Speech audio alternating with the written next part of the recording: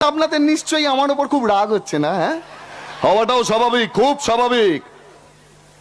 কেউটে সাপের বিষ, কুমিরের মতন দাঁত আর সিংহের মতন থাবা নিয়ে আমি একটু একটু করে এগিয়ে যাচ্ছি আমার লক্ষ্যের দিকে। আমি মালটা পুরো বিষাক্ত।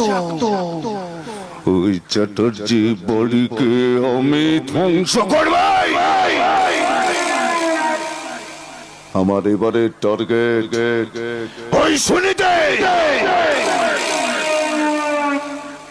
ও বলা হয়নি, আমার নাম সহজ পাঠ।